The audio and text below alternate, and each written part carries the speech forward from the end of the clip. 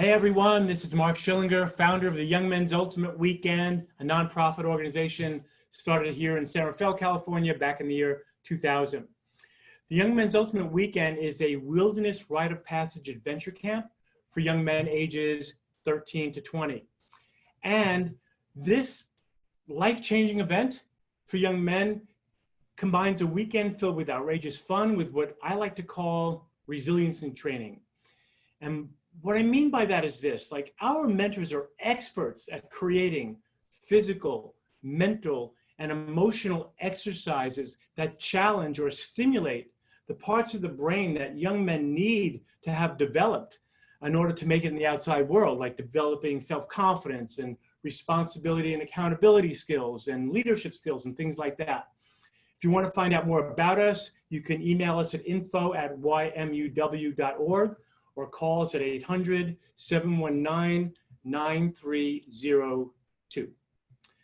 All right, so that said, I want to get on to the fun portion of our presentation, which is having you listen to Mark Wagner, who is just a really loving friend of mine, a great dude. He really brings out the artist in me, being a musician. He's been a school teacher and certainly a major player at the Young Men's Ultimate Weekend. So without any further ado, I want to introduce you to Mark. And I guess the way I'd ask you to introduce yourself to us and all the viewers is basically, you know, how did you even hear about us? I don't even kind of remember how we got hooked up, but certainly if you can let us know, that would be great. Awesome. Thanks, Mark. It's so nice to be here and to be involved in this organization. It's such an honor what's happening here, and in the bigger picture too, for men and young men. I'm in a men's group. It's called the East Bay Circle of Men. I've been hanging out with these guys for 18 years maybe, and some of the men have young men, and they have found you guys, and I've been hearing about them I've been hearing about you guys for a while, like, oh yeah. And then the main thing was that with the current president that got elected, I saw, from my experience, a classically uninitiated man running the most powerful country in the world. And I said to myself, I will do anything I can do to help initiate young men, like for the future, because I do a lot of stuff about investing into youth now for the future. Yeah. So yeah, thank you. I mean, totally thank you for that, because, you know, like you, I'm a visionary, and my vision, of course, is that we create a world where the adults know how to raise the young men, beginning with initiation, of course, so that they can learn how to take better care of the world, make it safer, make it more cooperative, you know, where there's no discrimination or hatred or greed. It's more about love and cooperation, all the things that you and I have learned from all the great men's work we've done. So I really, you know, we need you to continue your work, you know, helping young men become those great young men we know the world needs. Yes. Thank you. Yes. At the YMUW, what would you, well, first of all, how many times have you volunteered, and like, how do you really see your job? Like, you might tell the viewers like the different jobs you've had, but you know, how many times have you been there, and what do you actually do there? Yes, thanks. You know, volunteering for the first time, it's like, okay, what's up with this? And you or somebody else said, oh, let Mark would be a good fire keeper. And so that's what I am. I'm the fireman. I'm the fire keeper. One of, you know, I guess kind of the main person who owns that kind of position. And then I certainly have help. And so this would have been my 4th year. And right now, I think the fire did the fire burn the camp? Amazing. Big Basin is gone. So if you viewers know, we do some of our initiations down in the Santa Cruz Mountains, and that site has been burnt up just in the last week. I know, it's tear-jerking. That puts the hair on my head, and I, as a person who's actually connected to fire, that element of fire, like, I don't even know what to do about that. Yeah. But I will. And that's exactly right. Both yeah, and I will do some stuff around it. That I just got a couple ideas right now. Thank you. Yep, exactly. So being the fire person, I mean, this is really important for you viewers. If you see the logo, you know, it's all flame, it's all fire. And as the founder of YMUW, to me, the meaning of fire and flame begins with me with the Big Bang, the creation of the universe, because one of the major teachings of the right way method of family unity and mentorship that we use is all about respect. And so I relate to the universe as a place that we all need to respect because we're part of it, and we all came out of this big fire, this Big Bang, so to speak. So being a firekeeper at YMUW is a really important spiritual job, and it also has a lot of practical application when things were happening at the weekend. So Mark, I'd love for you to kind of give your philosophical perspective perhaps about the flame or fire, and then what you actually do there, what's really going on at the fire throughout the weekend, if you wouldn't mind. Yeah, great, thank you. The fire is one of the main centers of the whole weekend, and it's a living center. And so, you know, we set it up ceremonially. You know, I've trained a lot of stuff with Native American Indian people, which I'm incredibly honored about, and just very keyed into the earth. So there's prayers and like setting up the fire. And then it's the evening of the first night where the young men come and sit around in the dark. And I talk a little bit about fire. And, you know, I point up to the stars, you know, and then I talk about our sun. And then I bring the fire down into our bellies, you know, in our bodies. You know, we carry fire around with us inside. And, you know, how fire was one of the first things that helped separate our consciousness as a species, as a humans being, into like being able to do something with that fire really changed everything. Yeah. And so then so there's a little prayer there, a little intention, and then we have the youngest young man and the oldest young man light the fire together. And so then you have this beginning of something. And, you know, old television was a campfire. You know, you got around and you told stories. That's a lot about, you know, humanity. And then everybody comes around and grabs a pinch of tobacco, which is a helper plant, and puts their own prayer into that fire. So everybody who is there has interacted with that fire. And so then that becomes this living entity, and that my job is to keep it lit for 3 days, 2 nights.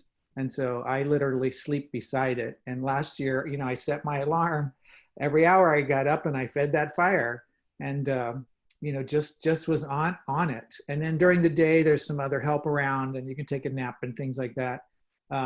But if there's any kind of chaos with some of the young men, they will, the leads will send the young men over to me. I have a story or two around that. And so it's a place of quiet. You can reflective, and all the traditional ceremony of vision quests that I have gone on, there's always a fire, and there's somebody who keeps the fire going while the people, you know, while the people go out into the other worlds. There's always somebody who's got that fire, and that's the ground. And then at the end of this whole weekend, which is amazing, is that we all meet back at the fire again and do a closing, do the closing, and then everybody comes and they pour a little water. Everybody who's there, they pour a little bit of water and they put that fire to sleep. And then one of my jobs is to grab one of those cool coals afterwards, and I keep that coal for next year. And, you know, I've been blessed with kind of having that lineage, which has been going on for 20 years. Yeah. And when I first heard that, like, oh, we keep the coals, I was like, you guys are right on it. Like, good for you. Like that, again, that puts my hair up, like, good for you. Beautiful tradition. For you viewers who don't know, the Young Men's Ultimate Weekend, as I said, the mentors are like experts at challenging your sons. And when I say challenge, I don't mean like nagging or yelling. I'm talking about stimulating their brain. I'm talking about really waking up the fire within them. Because the philosophy at YMUW is that we don't need to give the young men anything other than a safe place to reveal themselves to themselves, so that the fire comes out. And, you know, Mark is amazing doing that, trust me. I want you to tell those stories that you were hinting at, because at the weekend, there's times when we've challenged the young men and they're spent, they're done, they've lost it in some way. And regardless of how they lost it, whether it was through anger or just sadness or whatever it is, they go to Mark at the fire so that they can recover, rejuvenate, restore. So however those stories may fit in, but that I just wanted the people to know what you're referring to when young men could be coming to any part of the day. Okay, great. One of the stories was there was a young man and he just got to a point where he was done and no one was going to work with him at all. No one. And so this was Saturday night and they brought him over and, you know, they put him with us because no young man is ever left alone. So there's 2 firemen. So he was with us. And, you know, just by nature, I tried to work with him, befriend him, share, connect, find out his story, and, you know, challenge him, offer him like ways to win. And he was going to have none of it. And then the next morning there was the sweat lodge, and he was not invited into the sweat lodge because he was acting out. And in a way that they sent him back over to me again. And I was carving stones. Like I have some really nice stone, and you know, as an artist, I want something to do with my hands. So there I am carving some stone, and he's nearby, and I'm like, here. So I put a stone in his hands, and I gave him sandpaper. We were down to sandpaper at this time. And then I gave him really fine sandpaper, and I said, you know, put it in the water. And he put it in the water and he looked at it, and this smile came to his face, and he looked up at me like, wow, I did that. And it's that level of self-esteem that came out of him making something with his hands. You know, he wasn't doing something else that he didn't want to do where he was going to lose. He wasn't going to win. But I watched him have a win in that moment. Mm-hmm. And the side story that relates to that is I teach art in prison. And so I was in prison and hanging out with a young man. After an exercise I did, a young man came up, early 20s. And he was crying. And he said, one of the projects, he said, I've never done anything for myself. And that was one of the projects where we did a drawing. You did a drawing actually for yourself. Mm-hmm. And I was like, I get it. Mm-hmm. So I know, like at the Young Men's Ultimate Weekend, like that story you just told, you know, like it was like basically he had to do something which seems like it was more creative, you know, in nature. And so I know that you bring a lot of that energy to the Young Men's Weekend. I don't know if you've done, I know you've talked about doing some art things with them or some carvings and things like that. Have you done that? Have you been able to initiate that into the weekend yet? And if not, what things would you say that you have done with the young men that are creative, like what you did with this young man who was not willing to open up? You know, I haven't really done that because actually my job is a solitary job. Whereas when everybody else is moving around and doing different stations and stuff, I'm kind of a by myself, which is actually something that I prefer because I'm in the summer, I'm teaching summer school. So I'm talking all the time and hanging out with people. And there I was, you know, have this place where I'm sitting by a fire for 3 days. And so I've been thinking about integrating some type of creative exercise, and carving stone would be cool. I have a couple different ideas about how we could do that. But you know what, I want to stop for a minute. Yeah. Let's not, because you haven't done it and I should have known, I want to edit this part out. I want to start again. All right, go. Thank you. Sorry, that was my bad, really. I should have known. I should have asked you beforehand. Okay. Good, thanks. So, yeah, absolutely. All right. So you just told us a story about a young man where it seems like you used some art, you know, something where he had to be creative in some way. Is that true? About the young man at the fire that you were just telling us about? Yes. Okay. What I'd love to hear from you is just in general, knowing that you've been a school teacher, you teach in prisons, you've been, you know, you've taught a lot, you're an artist. How would you say, just in general, the role of art in learning for young men, or how it brings things out of them? I've seen comic books that you've created that I know, you know, stimulate lots of men and young men. It just speaks to the way we think and feel. So if you could just speak a little bit about art and males in our brains and the way we might learn better with art or understand concepts better with art. I'd love for you to expound upon that a little bit. Great, thank you. It makes me think of one year I taught elementary school. I was the art teacher for an elementary school. It was on a grant. And almost the first class or two, one of the other teachers came up to me and she goes, you have to get your kids under control. You know, and it was the 5th grade boys. And I had a first grader and a third grade girl. So a fifth grade boy was not on my radar. And so one of the things that I've heard about school was that like fifth grade is a disservice to young men because they don't do necessarily good sitting in a chair and learning right here. What we've been doing forever is that one of the best ways to learn is to interact physically with the physical world. Like if you hit a tree, you're going to learn about physics, about gravity, about your body. There's a lot of things like that. And so I was able to work with that. Like one of the young men who was acting out, I took him outside and I said, look, this isn't working for me or for you. And let's see what we can do. So I made a real contact with him. I didn't shame him. And what I ended up saying was like, how about you be my helper? Like I'm going to use you, you help me out. Yeah. And that worked out great. And then another thing was, we had to do these big playground drawings where the whole school's out there. And I noticed that the young men who were the ones who were acting out the most in the school, they were doing the largest pieces of art. And I was like, oh, that's interesting. And then I have a nonprofit called Drawing on Earth, and we set a Guinness World Record for the world's largest chalk drawing. So I had 6,000 people out on a decommissioned military air base, and we covered 90,000 square feet of pavement.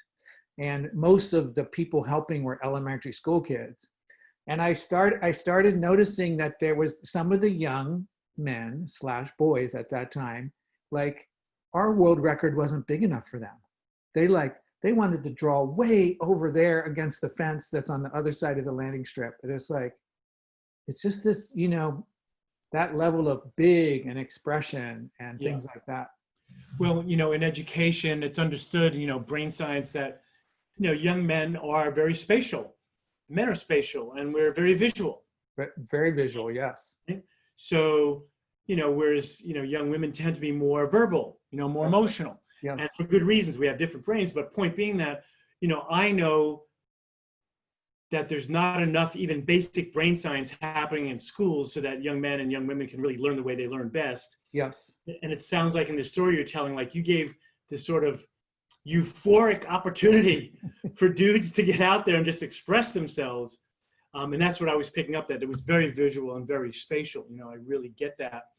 Yeah. I want to add another point to that. Please, go right ahead. Which is being visual. So I'm a visual learner, right? And there's a bunch of us. And I don't do, like, reading is not like that much interesting to me. Yeah. And then also this thing about like having a vision.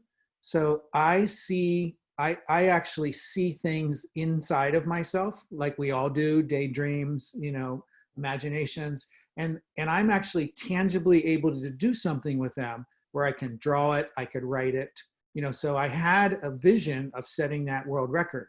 I was sitting in the hot tub at the gym, and all of a sudden I was up in outer space and I looked down all the way to the earth and I saw the world's largest chalk drawing.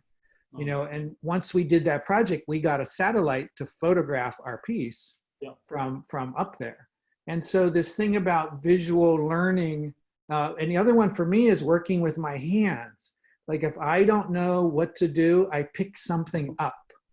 And so my hands are my best way to experience the world. So it's not like, on a computer, it's not just in my head, it's this somatic whole body, my soul in my body connected to the soul of the earth. And that interaction is the best way that I have learned how to truly be me and to truly be free and to create the life that I want to live, which I'm doing now. Yes, you absolutely are, knowing all that you're up to these days. And for the viewers, I want you to know that the personal growth philosophy we use at the Young Men's Ultimate Weekend is all about true authenticity, authentic creativity, authentic expression of that. I have a motto that I work with the parents that I coach, which is like, conformity over authenticity is calamity. You try to get young men to conform without letting them freely express themselves, it's not going to go so well. That's funny. right? Yeah. So, I mean, that's the story you're telling. One quick story I have is that the very first Young Men's Weekend, I think you know this one, we had 205 young men. We were just overwhelmed, right? And of course, you know, there was a few who didn't cooperate very good. And I remember there's one young guy, he did not want to talk. He did not want to engage. He didn't want to do anything, right? And so, you know, one of the mentors was really smart. He just took him out like you did with that young man, you know, just had him help you, right? So we just took him to the kitchen, right? In our mind, we're like, we got to get rid of this guy because he's going to take everybody down, okay? We take him to the kitchen where there's, you know, the kitchen crew. They're just amazing dudes, right? I don't know how they did what they did, but when we came all back to circle up all together, you know, 20 minutes later, that guy was like leading the charge, like just by having him helping and doing instead of sitting and talking. So I totally hear that. Yeah. I'd love to just ask you just about YMUW, like what is it that you love being there? I mean, I know you love to serve and give. I mean, you know, the whole world should know how much you love to serve and give. What is it about it for you? What really happens for you? Is it like interacting with the young men? Is it being around the adult men? Is it, you know, what goes on for you? What are you really getting there, if I may? What I get is that there's something archetypal and mythological happening that's super old, and it only lives with men, and that one of our jobs, one of our birthrights, is to raise younger men, is to help initiate a boy into being a man in a way that is good for everybody, particularly the planet, and particularly everything that's been abused. And, you know, here we are, two white men.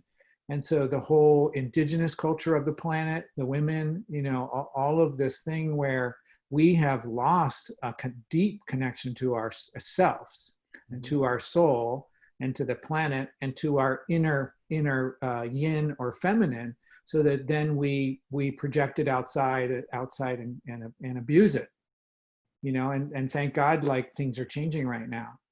So Black Lives Matter is essential to an entity that's able to speak up enough that the world can understand it and agree with it and hear it, and then to do something about it.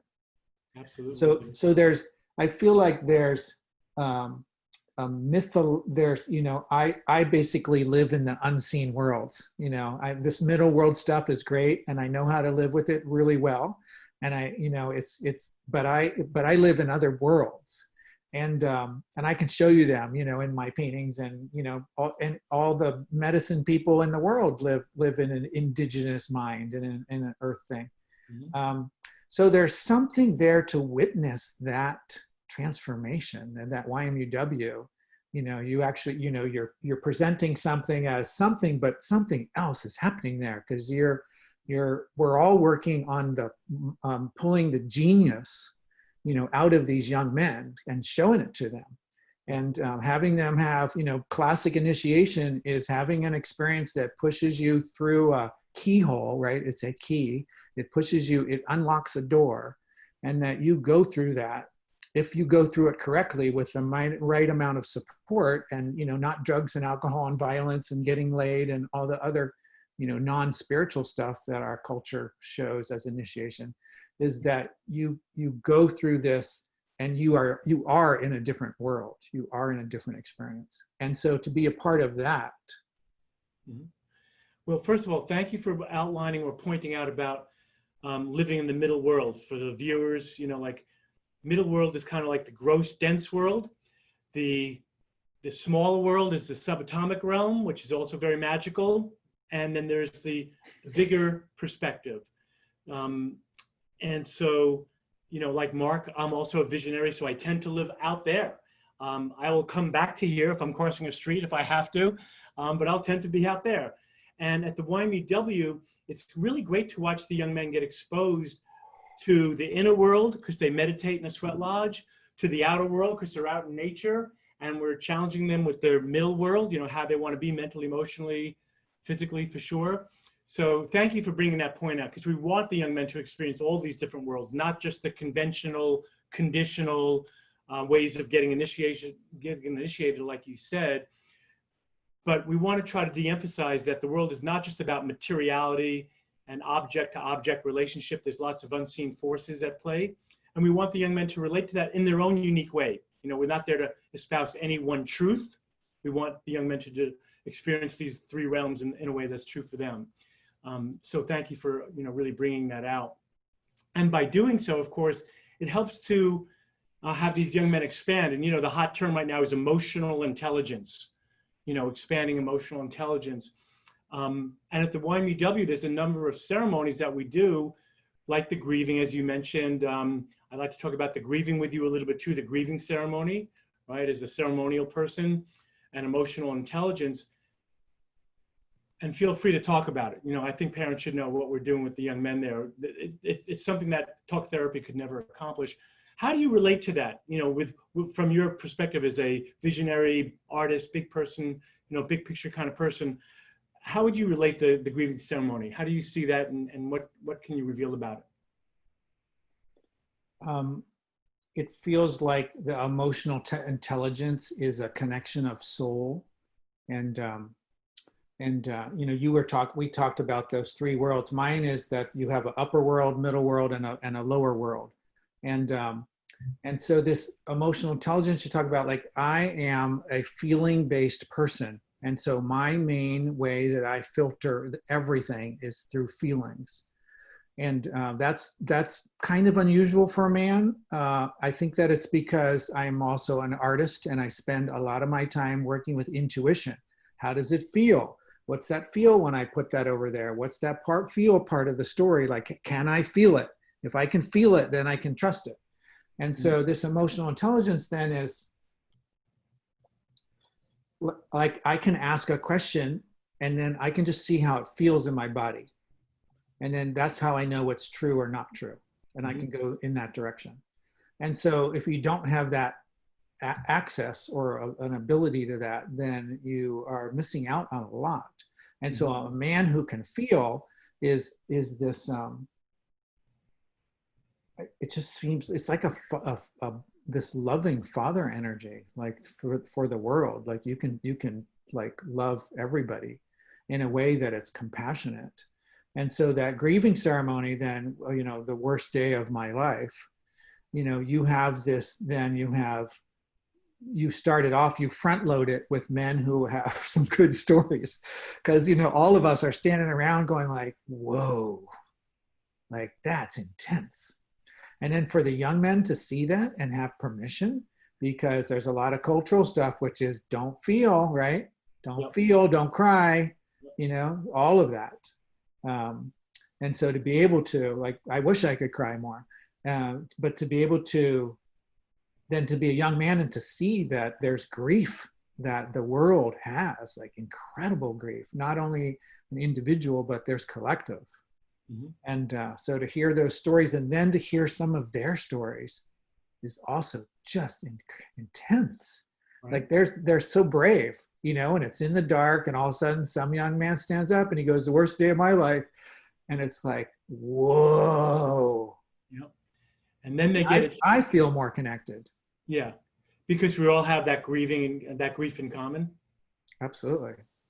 And then what I want the viewers to know too is that what Mark is illuminating there is just the first part of the grieving ceremony, because then they actually go and grieve, and they go on, they get blindfolded, they go on a trust walk, and they have to do all sorts of feats to get to this place where they can actually physically grieve. It's very intense. I won't go into too much of the details there, but it is very physical, it's very emotive, and it all begins with that worst day of your life. And Mark, if you want to comment, like what happens after they've done the physical grieving, like it's 12 o'clock, 1 o'clock in the morning, how do you see them then? Do you, like, I often see a palpable difference just in their face, you know, they look. Yeah. How do you relate to the ending? How would you describe that after it's over? Am I able to address the 100 men circle? Sure. Okay. Absolutely. So that the grieving part, that's you guys do a good job. I'm very impressed. And so, you know, you can see that there's this strategy to work these young men up to that Saturday night ceremony that is multiple layered. Yeah. And that Saturday night ceremony, where there's a physical element to it, is available to all the men also. And the men take that opportunity. Any man who knows what's up, they have grief or they have a place where they're stuck.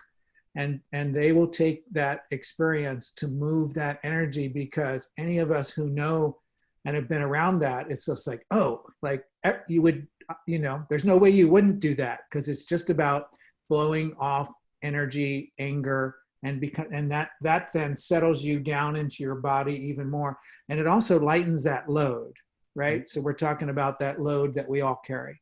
Yeah. And then there's this part where kind of out of the middle of nowhere in one sense. So eventually there's a whole bunch of men who are standing around a circle, and there is this acceptance that I see. It's the men who who show up in the dark, from the middle of nowhere, and then they accept and they invite. That's what it is. They invite those young men to be in that circle with them, to be in the bigger circle. That's brilliant. Mm-hmm. And that's the transformative energy right there. So any young man who has experienced that, who has then, like, they're already like, whoa, like I'm in this place I've never been to before. And then, wow, I'm being invited by men to be part of the bigger circle. Yeah. Brilliant. It's really beautiful. What Mark is referring to is at the end, after the young men grieve and the adult men grieve. So we all see we have this in common. The young men learn that it's okay to have rage. It's okay to have these experiences. However, since one of the primary lessons we're teaching the young men is our job as the men to do our part to make the world safe physically and emotionally for the women and the children and the elders, yes, that there's a time and a place to grieve. Yes. And it needs to be in the container of other men. And so what Mark is referring to is when the young men are done grieving, they join the bigger circle. I mean, I'm just getting goosebumps, as you say, talking about it, because then there could be us, 200 young men and adult men, and we're all circled up. It's 1 o'clock in the morning, maybe later, and we'll just let out what we call the warrior's cry, where we just scream at the top of our lungs. And then, of course, we do what men do best afterwards. We go eat together. And I want to say back to fire. There's fire. There's fire there's no electricity out there. It's fire that's how we see each other. There's fire. Thank you. That's a great point. Yeah, that's a great point. It's all fire. Okay, 2 last things I want to bring up. Number one, this is really important to me before I get to the last question. I'm going to talk personal for a minute, okay? Like Mark, I'm divorced. I don't know what it's like for you, man, when you went through it, but it was not fun for me. I felt like such a freaking failure. I mean, it was brutal. My whole world was melting by going through a divorce. And now that was like 25 years ago. And now, of course, Suzanne and I, my former wife and I, we love each other. We like each other. We're best friends. We do family things together. We go for walks together. And we actually teach the workshop for parents together too, which is amazing, right? You are one of the men that I know that also went through divorce and still keeps so close with your former wife, to keep your family going. And just because you're that guy, I really would love to just have you talk about that, because I know there's people watching this video that are going through divorce, have been through divorce, or will go through. And, now it's called conscious uncoupling, which is what, we've done now. But I'd love for you to address that, if you wouldn't mind, just how you and your family are being divorced. Family and I are great, and I am repartnered. I'm actually moving at the moment. I was able to move away from the fires the week they started, and I'm up in the Oregon area now, and just found a house yesterday. And I'm with a beautiful partner who's walks this kind of life and talks this talk. Mm-hmm. But I do want to tell a short story of when the divorce was happening.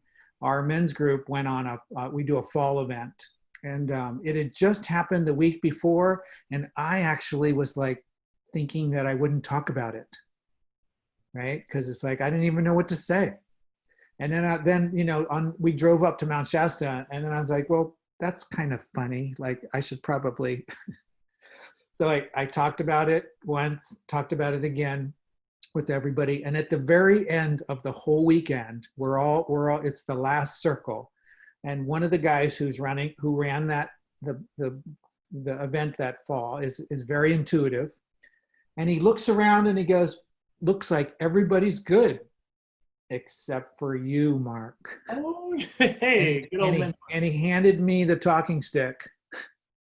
And I was like, and so I just started talking. And I got to the point where one of the men said, how can we support you? What do you need? You know?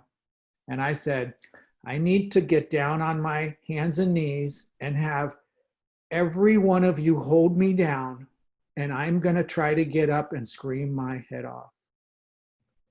And I had this incredible experience doing that, and everybody else did. You know, I can feel it right now. And, you know, then I was kind of limp, and someone said, pick him up.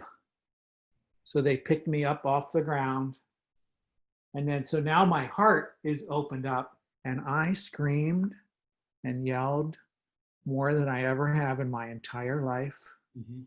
And it was the most transformative experience I've ever had in my life. And and one of my friends was actually singing like a little prayer song behind my head. And I thought, this is how I want to die. I want to die being held by men up in the air while someone's singing a prayer for me. Mm-hmm. Wow. And they put me on the ground and, you know, took care of me. And then I jumped in later on, I jumped in the water there and just kind of washed it off. And that was, you know, part of how I could go back and be an awesome friend to my ex-partner. You know, I was so whole and complete. I was healed. Men healing men. They say that only men can heal men.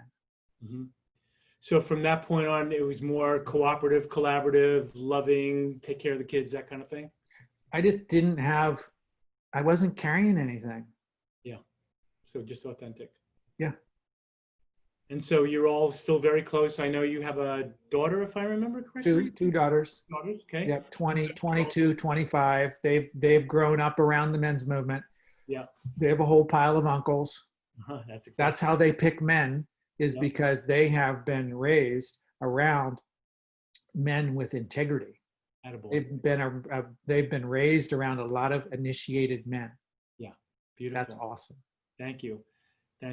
I mean, I often tell the story, you know, I started the Young Men's Ultimate Weekend selfishly because I needed my relationship with Gabe improved, you know? Right. And it wasn't until I did my men's work and went through my grieving that I could even open up my mind and heart to even consider doing that shit. I love that. I was stuck in shame. So we have a very similar story there. And of course, you know, here it is all these, you know, 20 years later or something like that. And of course, you know, we're the closest of friends. And I wanted to relate it to, you know, my men, my mentors, my community of my tribe of YMUW guys, they to this day still raise Gabe. He's 37. Yes. He asked me questions, go, dude, don't ask me. I don't know shit about that. And he has a lot of uncles he can call too. So thank you. That's what I wanted to say. I hope you people watching the show, if you don't have a community of a tribe of men and women that can help you raise your kids, it's hard. It's really hard. Yeah. So thank you for that story. Yeah, it's a disservice to the kids too. Oh my God. Oof. Yeah. Oof, oof, oof. Yeah. Absolutely. One last thing. What is it that you would say to men who have never initiated young men? Because you hinted at sort of our obligation to do this work, right? How would you get them there? Why would they want to do it? What would you say to dudes who haven't tried this stuff yet? Yeah, I would say, you know, part of being of service is part of initiation. Like, you need to be initiated. Like, you can't really, you can't initiate, you can't really, you can help, but you can help more. If you I mean, you can have initiation experiences at YMUW as a man, for sure. Like anybody who's tracking a whole group of young men, they're in it. They're going through it. They got to deal with it. You know, they got to call stuff on the fly, and that whole weekend addresses that. So anybody who comes to YMUW as a man, no matter where you at, you will have an initiation experience. And my whole thing is that initiation is not a one-shot thing. Is what you want to do is you want to get into a life practice where you are having initiation experiences for the rest of your life. Mm-hmm. And that's how you anchor into your mature masculine. So when you get triggered into your little boy or you get triggered into your teenager, you have really good tools that you can get quickly back. Because for me, I can feel and I can hear my inner voice when I'm afraid and when I'm like, fuck you, and versus like, I got this handled. Life is on my term. We're good. We'll never lose. Beautiful. Beautiful, beautiful. Any last things you want to say before we say goodbye? Yeah. So my nonprofit goes into schools, and I go in and I go to a school and I do an assembly, and then I go out into the playground, and the entire school comes and draws with me all day long. So the school I went to was the worst. So for an elementary school, it had the highest suspension rate of any school in the district. It's an elementary school. Crazy. It's low income, it's drug addicted parents. ICE is all around scaring everybody. There's tangible fear on the playground in an entire school. So I show up and I can pick up this energy, and the cafeteria where I'm going to do an assembly is just a zoo. Kids are pushing each other all over the place. And I say to myself, this is messed up. And I start the assembly and I say to myself, if these kids can't be quiet, I'm not going to talk. I'm not going to talk over them. I'm not going to try to get them to pay attention. I'm just going to hit the button and show the next picture, and I'm out of here. So I start the assembly, and I say, I'm a professional artist. I paint and draw for a living, And so I start into this assembly, and all of a sudden I'm like, wait a minute, like, why are you guys so quiet? And this entire assembly, you can hear a pin drop the whole time. So later on, I'm out talking to the principal, and I said, what's up? And she goes, you captured their attention, right? So it's the stories that I was telling, the art, and how big. Like, I have a world record that I can show you. I have a Guinness World Record. That alone has every kid going like, yeah. And so I'm hanging out with the principal, and she points over to these young African-American men, boys, right? So they're fifth graders, fourth graders. And she goes, see those two over there? They're not allowed to be on the playground at the same time in the same place because they always go after each other. They always fight. They have to have adult supervision. And she goes, they're making art together. They're working on a huge chalk drawing together. And she had tears in her eyes. And I went over there and I looked, I'm like, what's up, guys? And I got a picture, there's 4 of them. And they were just totally into it, right? So then part of this whole drawing I did like their power animal from the school, which was a bear. And this particular bear I had with its head back and its mouth was screaming. And there was Mount Diablo in its body. And afterwards, I ended up making the shadow a kid. So the shadow of the bear was a kid that was actually reaching up to catch a bird that was flying by, like a spirit bird. And so the teacher goes, she looks at the drawing and she goes, that's it. She goes, everybody thinks our kids are wild animals. And she goes, but I know their shadow is golden. Yeah. I mean, and seriously, even a young man wouldn't get that unless he had the opportunity to do it through drawing, being outside, spatial, just like we were talking about. In your body. Yeah. That's right. It's a profound lesson, and young men get it that way. Yes. More than not. More than not. Exactly right. I think it's nature, it's a connection to nature. Yeah, absolutely. Yeah. And that's why we do this as a wilderness rite of passage, because I love it. It's got to be big. It's got to be, we're all humbled by nature. Yes. It's something that's easy to respect. So great stories. And thank you so much for making this time, to reveal your experience at YMUW. I'm convinced as you are that rite of passage is the way, yes. Not just for young people. Yes. The workshop that I'm doing is rite of passage for parents. I believe that the parents need a rite of passage. I love that. Thank you. I love that you have a connection. You're doing young men stuff, and at the same time, you're doing a workshop with parents, and your partner's helping run that. Oh, it's beautiful. That's brilliant. That's great. And Gabe is, a main volunteer at YMUW doing all the hip hop beats. So, it's a family. Thank you. So for you folks who are watching, if you want to find out more about the Young Men's Ultimate Weekend, you can call us at 800-719-9302, or you can contact us by email at info@ymuw.org. And thank you so much for making the time to watch this show.